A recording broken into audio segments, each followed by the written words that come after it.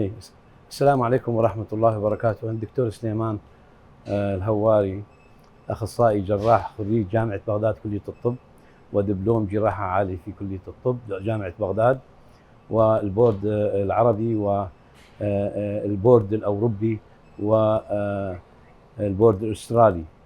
وعملت في أستراليا 30 سنة، وقدمت إلى إقليم كردستان ورأيت خريج كعراق وكعمل من أحسن المستشفيات. مهرباني مستشفى خيري، مستشفى إنساني حقيقة، يعامل الناس ويتعامل معهم بشكل، ولذلك قدمت العمل في مستشفى مهرباني، وإن شاء الله يوفقنا بهذا العمل.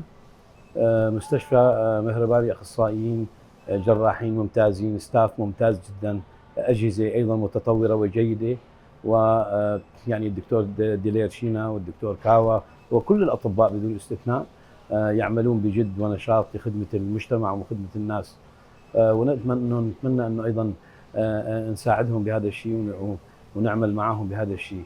سيرتي الطبية بعد تخرجي من بغداد، الإقامة الدورية في مدينة الطب في بغداد، بعدين إقامة قدمة وفتحت عيادة في بغداد كجراح أخصائي، ثم انتقلت إلى تركيا أيضا، وحصلت أيضا على كلية الطب بتركيا، عادلت الشهادة وفتحت عيادة أيضا خاصة، وبعدين انتقلت إلى أستراليا حيث عادلت الشهادة وعملت في أستراليا لمدة 25 سنة في الجراحة والطوارئ الجراحية. وعدنا إلى إقليم كردستان، ونتمنى أنه نستطيع أن نخدم المواطنين الموجودين ونكون قدر الإمكانية. كما أنه لا أنسى أيضا إقامة دورية كانت في لندن في الرويال هوسبيتال فور سيك تشيلدرن، وأعدت كل الأمور أيضا مرة ثانية في أستراليا، وعملت في مستشفى الرويال برنس ألفريد هوسبيتال، وفي مستشفى كامبل تاون، مستشفى ليفربول. نعم.